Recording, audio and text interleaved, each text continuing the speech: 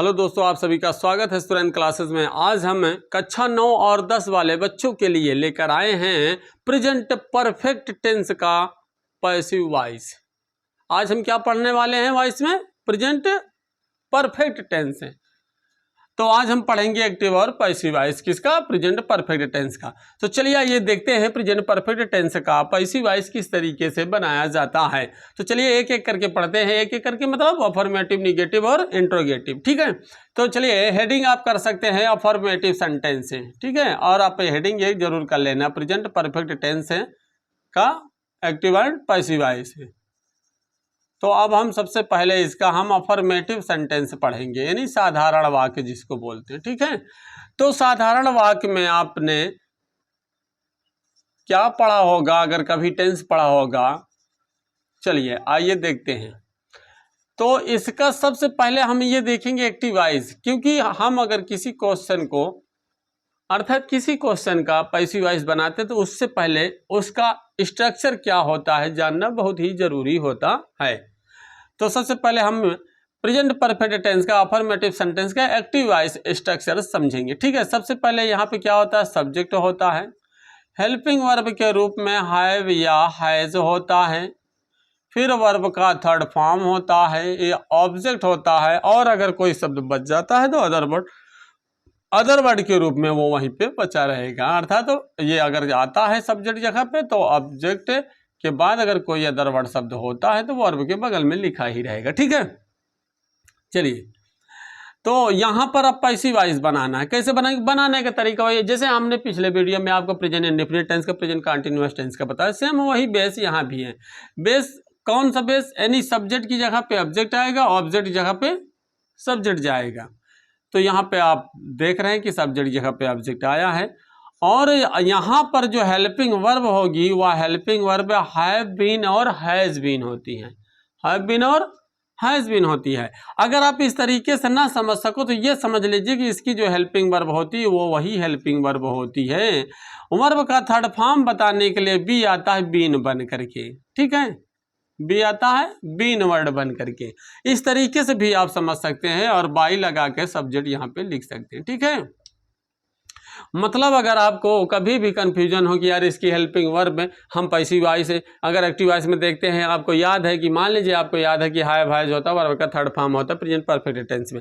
अगर इसका कभी पैसिव वॉइस बनाना पड़े तो आपको सिर्फ अगर इतना याद है कि सब्जेक्ट की जगह पे ऑब्जेक्ट आता है, ऑब्जेक्ट जगह सब्जेक्ट जाता है, और इसके बाद अगर आपको लग रहा है कि यार इसका पैसिव वॉइस जब बनाएंगे तो इसमें हेल्पिंग वर्ब क्या होगी, तो आप बिल्कुल टेंशन फ्री रहिए। सिर्फ इतना ध्यान रखना जो हेल्पिंग वर्ब यहाँ होगी वही हेल्पिंग वर्ब यहाँ होगी, और आप यहाँ पर यह ध्यान देंगे कि जो वर्ब का थर्ड फॉर्म होगा, यहाँ पे वर्ब का थर्ड फॉर्म पैसिव वॉइस में तो होता ही है, चाहे यहाँ पे कोई भी फॉर्म हो, लेकिन यहाँ पे थर्ड फॉर्म को बताने के लिए बी आया है बीन बन के। जैसे कॉन्टिन्यूअस में बी आया था आईएनजी फॉर्म लेकर के। ठीक है, बीइंग बनकर आया था। सेम अगर उस तरीके से भी अपने माइंड को सेट करते तब भी आपको कोई समस्या नहीं होगी। और वैसे भी अगर देखा जाए तो इसकी यानी प्रेजेंट परफेक्ट टेंस के जब हम एक्टिव वॉइस से पैसिव वॉइस बनाते हैं तो पैसिव वॉइस में हेल्पिंग वर्ब हैव बीन और हैज बीन होती है, हैव बीन और हैज बीन होती हैं। ठीक है, लेकिन हम आपको इस तरीके से इसलिए बता रहे हैं ताकि आपको कोई समस्या ना हो अगर कभी आप भूल जाएं तो। ठीक है, अगर कोई पूछे कि इसकी हेल्पिंग वर्ब क्या होती है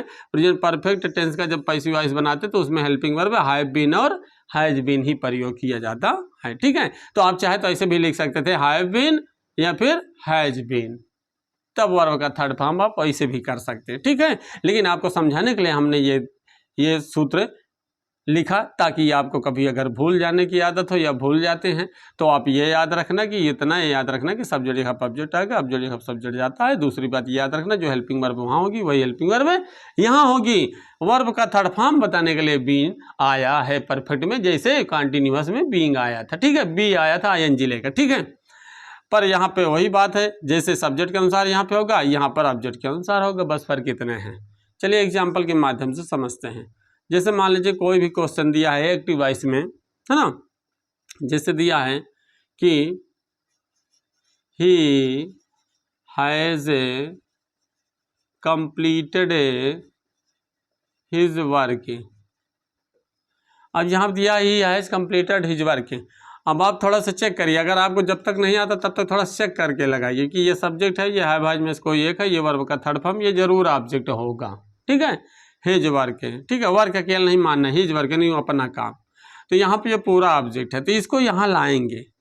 तो यहाँ पर जब आप लाएंगे हिज वर्क, तो आपको हमने पिछले वीडियो में भी बताया था कि अगर योर है, हिज है, माई है, हर है करके कोई नाउन साथ में रहता है तो वह सदैव एक वचन ही माना जाता है। ठीक है, चलिए, तो यहाँ पे क्या हो जाएगा, हिज वर्क के, तो हिज वर्क के अकॉर्डिंग क्या हो गया, हैज। अब ये मत सोचना कि वही है तो वही हेल्पिंग वर्ब है भाई, लेकिन यहाँ पर इसके अनुसार और यहाँ पे इसके अनुसार, मतलब यहाँ पे सब्जेक्ट के अनुसार, यहाँ पर ऑब्जेक्ट के अनुसार है। ठीक है, इसके बाद वर्ब का थर्ड फॉर्म हमें लिखना है। यहाँ कोई भी फॉर्म, पहली बात परफेक्ट में थर्ड फॉर्म होता ही है, लेकिन एक बात बता रहे हैं कि अगर कोई भी फॉर्म होता है तो पैसिव वॉइस में सदा थर्ड फॉर्म आता है।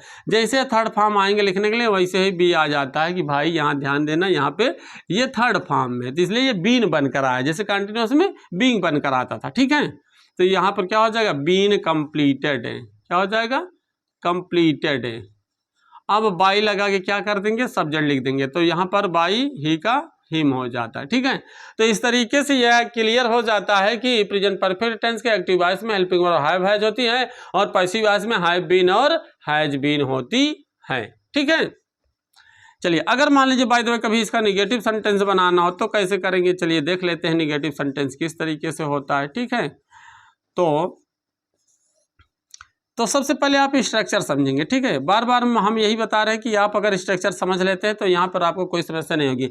तो अगर प्रेजेंट परफेक्ट टेंस का आपने देखा होगा एक्टिव वॉइस का स्ट्रक्चर क्या रहा होगा, स्ट्रक्चर क्या रहा होगा, सब्जेक्ट रहा होगा, हैव या हैज रहा होगा, फिर इसके बाद नॉट रहा होगा, फिर इसके बाद वर्ब का थर्ड फॉर्म रहा होगा और इसके बाद ऑब्जेक्ट रहा होगा। यानी कुल मिलाकर हैव हैज के बाद नॉट रहा होगा बस। ठीक है, हैव हैज के बाद नॉट रहा होगा। अगर कभी इसका पैसिव वॉइस बनाएंगे, अब देखना जो हम आपको बताना चाहते थे यहाँ पे वही फार्मूला देखो यहाँ पे लगे, ध्यान देना।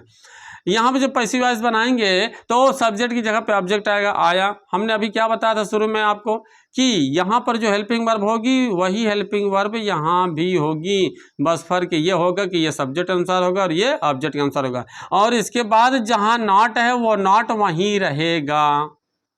फिर इसके बाद वर्ब का थर्ड फॉर्म जैसे बनाएंगे वैसे भी आएगा, भागते हुए मान लो आया है और बताने ये आया कि भैया वो वहाँ पे थर्ड फॉर्म में था तो वो थर्ड फॉर्म की तरह आया है, अर्थात थर्ड फॉर्म के रूप में बीन आया है। ठीक है, और इसके बाद वर्ब का थर्ड फॉर्म तो रहेगा ही। तो अब आप देख रहे हैं कि जो हेल्पिंग वर्ब वहाँ है वही हेल्पिंग वर्ब यहाँ भी है, बस क्या है, वर्ब के थर्ड फॉर्म से पहले बीन है। अगर इस तरीके से आप समझ सकते हैं तो कभी आपको कठिनाई नहीं होगी। और जबकि यहाँ पर प्रेजेंट परफेक्ट टेंस का पैसिव वॉइस बनाते हैं तो पैसिव वॉइस में हेल्पिंग वर्ब हैव बीन और हैज बीन होती है, हैव बीन और हैज बीन होती, जैसा कि आप यहाँ पे देख रहे हैं। ठीक है, लेकिन जब कभी निगेटिव सेंटेंस देखेंगे तो आपको हमने इसके पहले भी बताया है, कई वीडियो में भी हमने ये बताया कि अगर दो से अधिक यानी दो या दो से अधिक हेल्पिंग वर्ब होते हैं तो कभी भी निगेटिव या इंट्रोगेटिव बनाना होता तो पहले वाला ही जो हेल्पिंग वर्ब का शब्द होता उसी की बात आप नॉट लगाएंगे या फिर इंट्रोगेटिव में वही शब्द आपका काम करेगा, बाकी जो उसके बाद वाले हेल्पिंग वर्ब होंगे वो मुख्य क्रिया से ठीक पहले लिखे रहेंगे, है ना। तो इस तरीके से आप देख रहे हैं कि बहुत हमें लग रहा है कि बहुत झंझट वाला काम है। तो आप सीधा प्रैक्टिकली समझिए कि जो हेल्पिंग वर्ब है वही है, जो नॉट है जैसे वही से नॉट है, सिर्फ वर्ब के थर्ड फॉर्म से पहले बीन कर दीजिए, वो ऑटोमेटिक सही हो जाएगा, कुछ करने की जरूरत नहीं है। जब कभी भूल जाओ तब की बात बता रहे, ठीक है। इस तरीके से यहाँ पर इसकी संरचना सूत्र तैयार हो जाती है ऑटोमेटिक, ठीक है। चलिए एग्जाम्पल से समझते हैं थोड़ा से कि अगर कोई वाक्य एक्टिव वॉइस में दिया है, जैसे मान लीजिए दिया है they have not, they have not. अच्छा एक बात और बता दे, कभी यहाँ पर भी नॉट की जगह पर क्या आ जाए, नेवर आ जाए तो टेंशन लेने की जरूरत नहीं है। नेवर आ जाए तो नॉट की जगह क्या हो जाएगा, नेवर हो जाएगा, ठीक है। कभी भी आ जाए तो ठीक, क्योंकि कभी कभी शंका हो जाता है सर नॉट ना, नॉट की जगह नेवर आ जाए तब क्या करेंगे, कोई दिक्कत नहीं है। जो हमने पैसिव वॉइस बनाने का सिंपल तरीका बताया है कि जो हेल्पिंग वर्ब है वही हेल्पिंग वर्ब यहाँ रहेगी, यहाँ नॉट नेवर हो यहाँ भी नॉट नेवर, वर्ब के थर्ड फॉर्म से पहले ये याद रखना बीन होना चाहिए, बस वो ऑटोमेटिक सही हो जाएगा, ठीक है, कुछ करने की जरूरत नहीं है। तो दे हैव नॉट, जैसे मान लीजिए दिया है they have not played the match, way match नहीं खेले हैं, अर्थात नहीं खेल चुके हैं। नहीं आ रही हिंदी, मारो हिंदी गोली। आगे देखो तरीका क्या है, सब्जेक्ट की जगह क्या लाना, हमें ऑब्जेक्ट लाना है। तो आप अगर नहीं समझ पा रहे तो एक बार चेक कर लो, अच्छा यही है, अच्छा ये रहा, इसका मतलब ये है, ऑब्जेक्ट मिल गया। समझ रहे हो ना। तो ऑब्जेक्ट को यहाँ लाएंगे तो क्या हो जाएगा, द मैच। अब यहाँ पर आप देख रहे हैं कि द मैच एक वचन के रूप में दिया, ठीक है, इसलिए इसके अकॉर्डिंग क्या हो जाएगा, हैज हो जाएगा। क्या हो जाएगा, हैज। और नॉट जहाँ पे लिखा उसको वहीं लिखा रहने दीजिए। प्लेड लिखने से पहले, वर्ब का थर्ड फॉर्म लिखने से पहले आप क्या कर देंगे, बीन लिख देना। क्या लिख देना, कोई भी यहाँ पे वर्ब है उसका थर्ड फॉर्म लिखने से पहले बीन लिख देना। ऑटोमेटिक देख लो बन गया, has not been, has not been. ठीक है, तो एक्टिव वॉइस में हैव हैज के बाद नॉट होगा, और पैसिव वॉइस जब हम प्रेजेंट परफेक्ट टेंस का बनाएंगे तो हैव नॉट बीन या फिर हैज नॉट बीन हो जाता है, अर्थात है हैव बीन और हैज बीन के बीच में नॉट आ जाता है ना। अगर कहेंगे इसके बीच में नॉट लगा तो बड़ा कंफ्यूजन वाली बात होगी। तो सिंपल तरीका है, जो जैसे वैसे रहने दीजिए, बस वर्ब के थर्ड फॉर्म से पहले बीन लगा दो, ठीक है। चलिए, तो बाई सब्जेक्ट क्या है, दे का क्या हो जाता है, देम। हमने शुरू में ही बताया था इस बात को। तो इस तरीके से आपने ये सीखा कि जो हेल्पिंग वर्ब वहां रहेगी वही यहाँ पे रहेगी, बस याद रखना इतना कि वर्ब का थर्ड फॉर्म से पहले बीन होगा, ठीक है। कोई भी नॉट या नेवर कुछ भी आ जाए वो अपनी जगह पर उसी तरीके से रहेगा। और रही बात इसकी हेल्पिंग वर्ब की, तो यहाँ सब्जेक्ट के अनुसार, यहाँ ऑब्जेक्ट के अनुसार, ठीक है। समझ में आई बातें। चलिए, अगर समझ में आया तो हम इसका पढ़ेंगे इंट्रोगेटिव सेंटेंस का हम यस या नो टाइप क्वेश्चन पढ़ेंगे, यानी परफेक्ट प्रेजेंट परफेक्ट टेंस का। जब हम पैसिव वॉइस इंट्रोगेटिव बनाते तो इंट्रोगेटिव में दो चीजें होती है, यस या नो टाइप और WH टाइप क्वेश्चन। तो सबसे पहले हम यस या नो टाइप क्वेश्चन को समझते हैं, ठीक है। तो चलिए आइए स्ट्रक्चर देखिए क्या होगा इसका, इसकी संरचना सूत्र क्या होगी। एक्टिव वॉइस में क्या होता है, इसकी संरचना क्या होती है, सबसे पहले हैव या हैज होता है, सबसे पहले हैव या हैज होता है, फिर इसके बाद सब्जेक्ट होता है, फिर इसके बाद वर्ब का थर्ड फॉर्म होता है, फिर इसके बाद ऑब्जेक्ट होता है। अगर अदर वर्ड आता है तो बात की बात है, ऑब्जेक्ट उठा लाएंगे तो वर्ब के बाद पड़ा रहेगा, ठीक है। और यहाँ पर पैसिव वॉइस जब आपको बनाना हो तो तरीका वही है, जो हेल्पिंग वर्ब जहां है उसको हम वहीं रखेंगे। अब आप ध्यान से देखना, जो हमारा बताने का तरीका है एकदम सिंपल, ऑटोमेटिक फीड हो जाएगा। जो हेल्पिंग वर्ब जहां वो वहीं रहेगी, ठीक है। ये मान के चलो जो हेल्पिंग वर्ब जहां है वो वहीं रहेगी, सब्जेक्ट की जगह पे ऑब्जेक्ट आएगा, और जब ऑब्जेक्ट आएगा तो बस फर्क इतना हो जाएगा, यहाँ सब्जेक्ट के अनुसार, यहाँ पे ऑब्जेक्ट के अनुसार। फिर इसके बाद वर्ब का थर्ड फॉर्म जैसे हम लिखेंगे तो उससे पहले क्या आ जाएगा, बी आएगा थर्ड फॉर्म के रूप में, अर्थात बीन, ठीक है। अगर इधर कोई वर्ड बचा है तो यहाँ पे लिख लेंगे, तब इसके बाद यहाँ पर लाएंगे हम बाई सब्जेक्ट। नहीं बचा तो कोई बात नहीं, बाई सब्जेक्ट, लेकिन याद रहे क्वेश्चन मार्क। अब आप देख रहे हैं कि अगर हम इसको इस तरीके से बता दें कि अगर प्रेजेंट परफेक्ट टेंस का हम पैसिव वॉइस बनाते हैं यस या नो टाइप वाले क्वेश्चन का, तो हम क्या करेंगे, हैज बीन और हैव बीन जो हेल्पिंग वर्ब होती है वहां से सिर्फ हैज और हैव आएगा, बस बाकी बीन वर्ब के थर्ड फॉर्म बगल में रहेगा। बात ये तो वही हुई, बात तो वही हुई, है ना। तो दुनिया का झंझट नहीं पालना है, सिंपल सा तरीका है, जो हेल्पिंग वर्ब जहां रहेगी उसको वहीं पे रख दो। बस इतना याद रखना कि जैसे कॉन्टिन्यूअस में भी आया था एनजी बताने के लिए, वैसे यहाँ पर भी आया है इसका थर्ड फॉर्म बताने के लिए, ठीक। क्या बताने के लिए, थर्ड फॉर्म, ठीक है। जैसे मान लो दो चार मित्र हैं, किसी के अमरूद के बगीचे में अमरूद तोड़ लिया, पकड़ा गया, तो वो क्या करेगा, दूसरे को बताने नहीं आएगा कि हाँ ये भी था। तो ठीक उसी तरह भी इनका काम है। चलिए आइए एग्जाम्पल के माध्यम से समझते हैं। अगर कोई क्वेश्चन एक्टिव वॉइस में दिया हो, हैव यू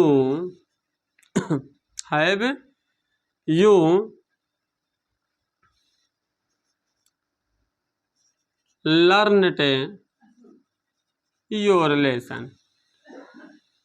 जैसे कोई पूछे कि have you learned your lesson, क्या आप अपना पाठ याद कर चुके हैं। तो इसका अगर कभी पैसिव वॉइस बनाना हो तो पैसिव वॉइस बनाने के लिए क्या है, सीधा सा हमने अभी बात यही कही कि जो हेल्पिंग वर्ब जैसे है वैसे रहेगी। अब जैसे मतलब नहीं कि हैव है तो हैव यहाँ लिख दो, इस बात को भी ध्यान रखना, कंफ्यूजन न पैदा हो आपके अंदर, ठीक है। अब ये नहीं कि यहाँ हैव है तो हैव ही लिख दें, नहीं, हमने ये तो नहीं कहा, हमने कहा जो हेल्पिंग वर्ब हैव है जो वो हैव है यहाँ रहेगी, ठीक है। लेकिन यहाँ फर्क ये है कि सब्जेक्ट अनुसार रहेगा और यहाँ पे ऑब्जेक्ट के अनुसार। इसका मतलब आप समझ गए होंगे कि यहाँ पर जो ऑब्जेक्ट आएगा उसके अनुसार।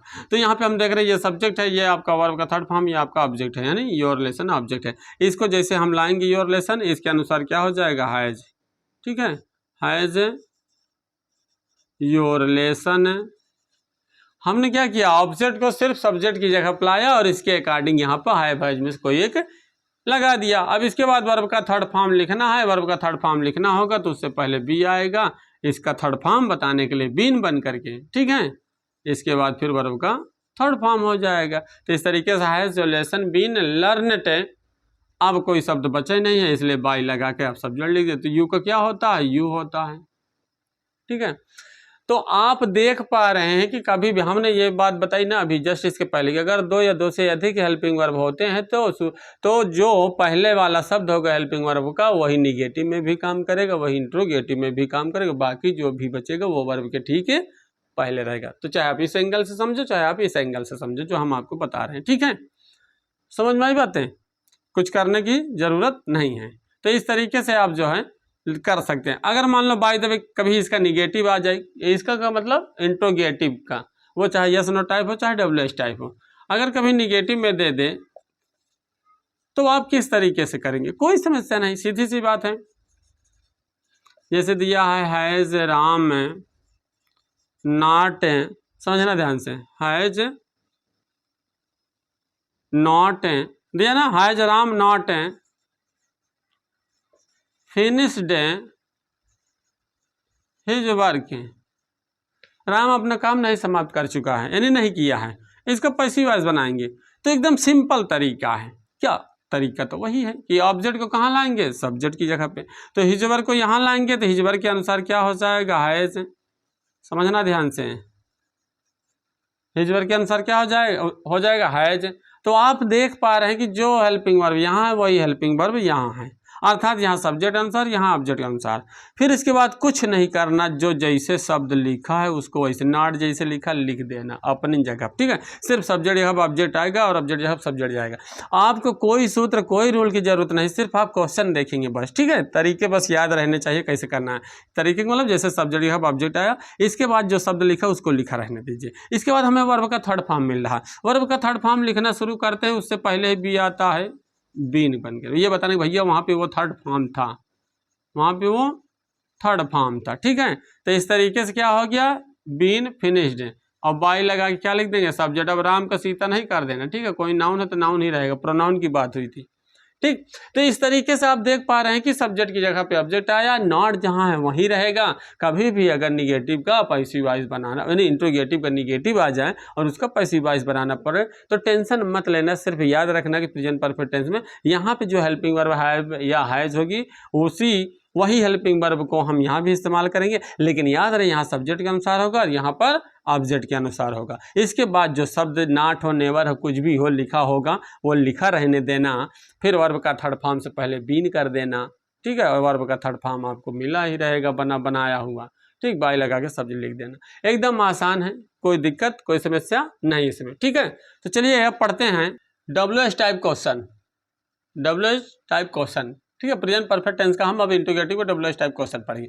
आइए समझते हैं सूत्र से इसका कैसे बनता है पैसिव वॉइस। सबसे पहले आपको बता दें क्वेश्चन वर्ड होगा, क्या होगा, क्वेश्चन वर्ड होगा, ठीक है। एक्टिव वॉइस में क्या होता है, सबसे पहले क्वेश्चन वर्ड होता है, फिर इसके बाद हैव या हैज होता है, वो भी किसके अनुसार, सब्जेक्ट के अकॉर्डिंग। फिर वर्ब का थर्ड फॉर्म होता है, फिर ऑब्जेक्ट होता है, फिर अदर वर्ड होता है अगर दिया रहेगा तो, ठीक है। हमारे लिए बस इतना ही महत्वपूर्ण बात है, बाकी जो बचा वो वही अपनी जगह पे बचा रहेगा, ठीक है, जिसका जो जगह वहीं पर रहेगा। अब यहाँ पे क्या है, पैसिव वॉइस जब इसका बनाएंगे तो सीधी सी बात है, कोई भी क्वेश्चन वर्ड होगा वो क्वेश्चन वर्ड अपनी ही जगह पे रहेगा। यहाँ पर हमने तरीका भी बताया, उस तरीके से देखो करेंगे एकदम सूत्र बन जाएगा पैसिव वॉइस का, कुछ करने की जरूरत नहीं। जो क्वेश्चन वर्ड है वो वहीं रहेगा, हैव हैज जैसे है वैसे यहाँ भी हैव हैज रहेगा, बस फर्क कितना है, यहाँ सब्जेक्ट के अनुसार होगा और यहाँ पे क्या होगा, ऑब्जेक्ट के अनुसार होगा। क्यों? क्योंकि सब्जेक्ट जगह पे ऑब्जेक्ट आता है, ऑब्जेक्ट जगह पे सब्जेक्ट जाता है। इसके बाद वर्ब का यहाँ पर थर्ड फॉर्म है, वर्ब का थर्ड फॉर्म लिखना है, लेकिन याद रहे मैं बार बार बता रहा हूँ कि थर्ड फॉर्म को बताने के लिए बी आता है बीन बनकर। क्या आता है? बीन बनकर, ठीक है। और यहाँ पर फिर कोई शब्द बचा है तो अगर बचा होता तो लिख देते, मान लो ऑब्जेक्ट चला जाता, अदर वर्ड बचा होता तो यहाँ पे लिख देते, ठीक है। नहीं है तो कोई बात नहीं, बाई लगा के सब्जेक्ट लिख देते हैं। तो इस तरीके से आपको कुछ भी नहीं आता है तब भी आप इसकी संरचना सूत्र का निर्माण कर सकते हैं, ठीक है। और इसके माध्यम से आप एक्टिव वॉइस से पैसिव वॉइस से बना सकते हैं, कोई समस्या नहीं होगी, ठीक है। अब देख रहे हैं आराम से, हाय भाई जब फिर ऑब्जेक्ट है फिर बीन है, ऑटोमेटिक आ गया। क्यों? क्योंकि प्रेजेंट परफेक्ट टेंस का जब पैसिव वॉइस बनता है तो उसमें हेल्पिंग वर्ब हैज बीन और हैव बीन ही होता है, और बीन सदैव वर्ब के थर्ड फॉर्म से ठीक पहले होता है। जो भी काम करना होगा हेल्पिंग वर्ब के रूप में हैव और हैज ही करेंगे, ठीक है। चलिए आइए एग्जाम्पल देखते हैं, ठीक है। चलिए जैसे दिया है, when has she eaten food, जैसे क्वेश्चन दिया है when has she eaten food, यानी वह खाना कब खा चुकी है। जब इसको पैसिव वॉइस बनाएंगे कोई समस्या नहीं, जो क्वेश्चन वर्ड जहाँ उसको हूबहू वैसे छाप दो, यानी वैसे ही लिख दो। फिर इसके बाद यहाँ पर इसका मतलब नहीं हमने बताया कि यहाँ जो हेल्पिंग वर्ब जो है का मतलब यह है कि हैव हैज है ना, यहाँ सब्जेक्ट अकॉर्डिंग, लेकिन यहाँ पर जो हैव हैज डिसाइड होगा वो ऑब्जेक्ट का अकॉर्डिंग। तो यहाँ पर हम फूड लाते तो फूड के हिसाब से यहाँ क्या हो जाएगा? हैज हो जाएगा, ठीक है। अब इसका मतलब नहीं कि ये वही है, ये वही नहीं है, ठीक है। सेम वही नहीं उतारा गया, क्यों? क्योंकि ये इसके अनुसार है और यहाँ पर ये फूड के अनुसार है। अब देखने में तो लग रहा है ये भी है ये भी है, लेकिन कभी कभी होता है ना, मान लीजिए यहाँ पर मतलब मान लीजिए सपोज मान लीजिए यहाँ पे आई होता तो आई के अनुसार क्या होता? हैव होता, और यहाँ पे फूड ही होता तो क्या यहाँ पे हैव लिखते का? नहीं, है ना। तो इस बात को ध्यान रखना, तो यहाँ पे सब्जेक्ट के अकॉर्डिंग है, यहाँ पे ऑब्जेक्ट के अकॉर्डिंग होगा। बात समझ में आई? चलिए तो हमने किया क्या, जो क्वेश्चन वर्ड है वैसे देख रहे हैं सूत्र में, जो क्वेश्चन वर्ड है वैसे लिखा, जो हेल्पिंग वर्ब हैव हैज है वो हेल्पिंग वर्ब उसी तरीके से हमने हैव हैज रखा, जबकि हैव बीन हैज बीन होती है इसकी हेल्पिंग। फिर इसके बाद हमने सब्जेक्ट जगह जैसे देख रहे हैं आप ऑब्जेक्ट लाए, देख रहे हैं आप, है ना, ले आए। फिर इसके बाद वर्ब का थर्ड फॉर्म लिखना चाहते हैं, लेकिन इससे पहले आ जाता है बीन बताने के लिए, भैया ये थर्ड फॉर्म में था, है ना। किसमें था? थर्ड फॉर्म में, अर्थात वर्ब के थर्ड फॉर्म से पहले बीन हो जाएगा। थर्ड फॉर्म हमने लिखा, फिर इसके बाद कोई शब्द बचा ही नहीं है तो इसके बाद बाई लगा के हम सब्जेक्ट ले जाएंगे, तो बाई लगा के सब्जेक्ट ले जाएंगे तो सी का क्या हो जाएगा? हर हो जाएगा। सी का क्या हो जाएगा? हर हो जाएगा। तो कोई समस्या हुई क्या? कुछ भी रूल नहीं याद, बस इतना याद रखना, जो हेल्पिंग वर्ब हैव या हैज होगा वही हैव हैज यहाँ भी होगा, बस ये इसके अनुसार होगा और ये इसके अनुसार, मतलब ये सब्जेक्ट के अनुसार ये ऑब्जेक्ट के अनुसार होगा। वर्ब का थर्ड फॉर्म लिखने से पहले बीन लगा देना, ऑटोमेटिक वो हैव बीन हैज बीन आ जाएगा, कोई समस्या नहीं होगी, ठीक है।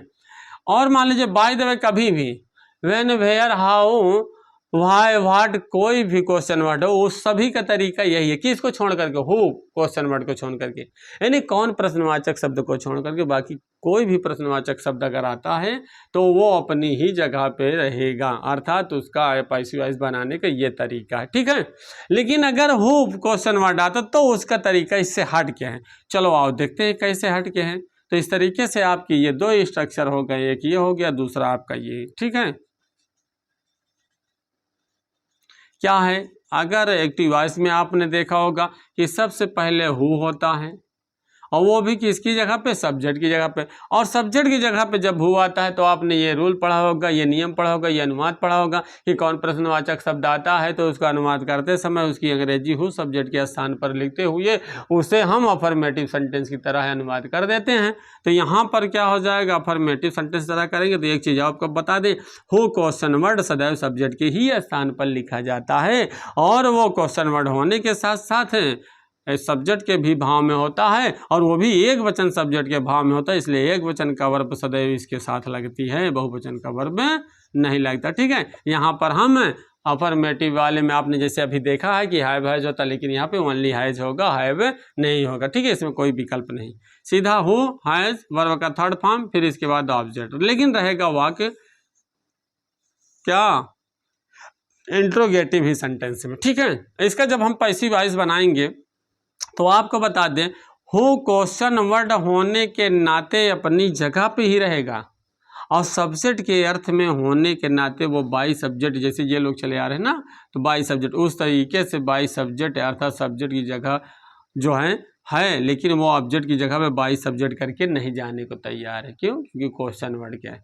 तो आपको बता दें क्वेश्चन वर्ड और सब्जेक्ट होने की वजह से, तो यहाँ पे क्वेश्चन वर्ड के अर्थ में होने की वजह से क्वेश्चन वर्ड पे रहेगा, और सब्जेक्ट के भावार्थ में होने के नाते यहाँ पर सब्जेक्ट की तरह बदल जाएगा। और आपको बता दें हु का ऑब्जेक्टिव केस है हुम होता है, और पॉजिटिव केस है हुज होता है, और सब्जेक्टिव केस हु तो है ये है। ठीक है, तो जैसे ही बाई होम हम करेंगे वैसे ही ये सिर्फ क्वेश्चन वर्ड रहेगा, बस क्या रहेगा, सिर्फ और सिर्फ क्वेश्चन वर्ड रहेगा, अर्थात फिर सब्जेक्ट के अर्थ में नहीं रहेगा। यानी जैसे ही हु को हम बाई होम में करेंगे वो बिल्कुल और बिल्कुल क्वेश्चन वर्ड की तरह हो जाएगा।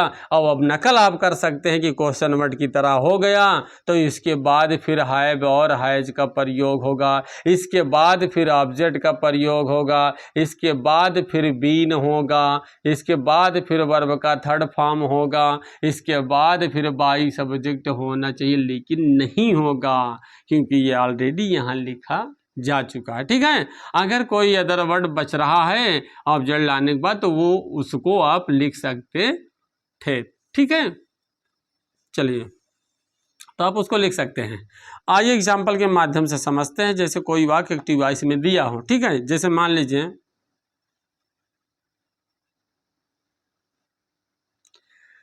जैसे दिया है कि हु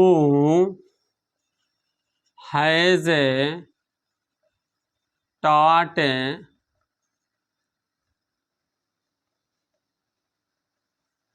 यू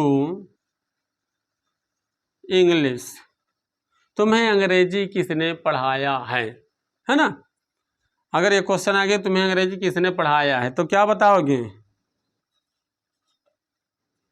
तो क्या बताओगे अच्छा चलिए ठीक है।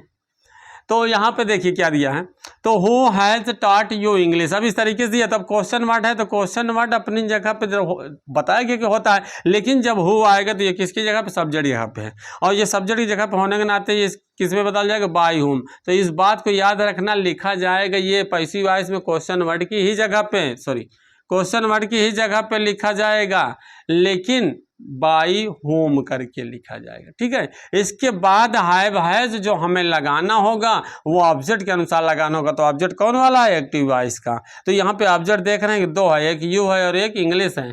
तो आप अगर यू लाते हैं तो यू के अकॉर्डिंग क्या हो जाएगा, यहाँ पे हैव, क्या हो जाएगा, हैव। ध्यान से देखना, ऑब्जेक्ट यू ला रहे हैं तो क्या हो जाएगा, हैव। इसके बाद वर्ब का थर्ड फॉर्म लिखना है, लेकिन थर्ड फॉर्म से पहले आप देखेंगे कि जरूर आएगा बी, क्या बनकर, बीन बनकर, इसका रूप बताने के लिए। ठीक है, तो यहाँ पे हो जाएगा टॉट। इस तरीके से आप समझ सकते हैं कि by whom have you been taught. अब आपको हमने अभी जस्ट बताया कि अगर कोई ऑब्जेक्ट चलाया, अगर कोई और अदर वर्ड बच जाता है, अन्य शब्द बच जाता है, चाहे वो ऑब्जेक्ट रूप है चाहे प्लेस ग्रुप में कुछ भी हो, उसको हम हूबहू उसी तरीके से लिख लेते हैं। ठीक है, उसको हम वर्ब के बाद उसी तरीके से हूबहू लिख लेते हैं। ठीक है, अब बाई करके यहाँ सब्जेक्ट नहीं जाए क्योंकि वहाँ ऑलरेडी लिखा जा चुका है। ठीक है, और मान लीजिए यहाँ पर आपको हमने कई बार बताया कि यहाँ पे इनडायरेक्ट और डायरेक्ट ऑब्जेक्ट जब साथ में आ जाते हैं तो इनडायरेक्ट वाले को लाते हैं तो कोई बात नहीं, ये लिखा रहेगा, लेकिन जब डायरेक्ट वाले ऑब्जेक्ट को लाएंगे, अर्थात अपनी शब्दों में समझ सकते हैं, अपने अर्थ में समझ सकते हैं, अपने तरीके से समझ सकते हैं कि जितने भी आपके प्रोनाउन है, फर्स्ट पर्सन हो, सेकंड पर्सन हो, थर्ड पर्सन हो, ठीक है, जितने भी आपके प्रोनाउन होंगे, I, we, you, he, she, it, they, जो भी, अगर इसका ऑब्जेक्टिव केस हम लाते हैं तो कुछ नहीं। ठीक है, आपको उसके बगल में जो भी बच्चे लिख दें, लेकिन अगर हम डायरेक्ट वाले ऑब्जेक्ट को लाते हैं और ये जितने भी प्रोनाउन के ऑब्जेक्टिव केस अगर वो बचते हैं तो टू लगा के लिखा जाता है। क्या लगा के लिखा जाता है, टू लगा के। अथवा करके समझ सकते हो कि बाई होम, अगर हम इंग्लिश लाएंगे तो यहाँ क्या हो जाएगा, हैज, क्या हो जाएगा, हैज। ठीक है, तो हैज इंग्लिश है और यहाँ पे क्या रहेगा, बीन ही रहेगा। यहाँ पर वो आपका टॉट जैसे है वो इसी तरह, यहाँ पर फिर टू यू हो जाएगा। ठीक है, इस बात को ध्यान देना, जितने भी person, first person, second person, third person, जितने भी होंगे, अगर उनका ऑब्जेक्टिव केस दिया है किसी डायरेक्ट वाले ऑब्जेक्ट के साथ अगर यहाँ पर हम वर्ब के बगल में छोड़ते हैं और किसी डायरेक्ट वाले ऑब्जेक्ट को लाकर पैसिव वॉइस बनाते हैं तो वो सदैव टू लगा के लिखा जाता है। ठीक है, इस बात को ध्यान रखना। तो इस तरीके से आज हमने प्रेजेंट परफेक्ट टेंस का पैसिव वॉइस पढ़ा और हम उम्मीद करते हैं, आशा करते हैं कि आपको बेहतर समझ में आया होगा। अगर फिर भी कोई शंका रह गई हो, कोई कन्फ्यूजन रह गया हो तो आप कमेंट के जरिए अपने कन्फ्यूजन को दूर कर सकते हैं और आप वीडियो पर अंत तक बने रहें। इसके लिए आपको बहुत बहुत धन्यवाद। और यदि हमारा पढ़ाने का तरीका, हमारा वीडियो आपको पसंद आया हो तो वीडियो को लाइक और सब्सक्राइब करना मत भूलना, ताकि आप तक नए नए नोटिफिकेशन के माध्यम से टॉपिक से पहुंचते रहें और आप बेहतर पढ़ते रहें। धन्यवाद।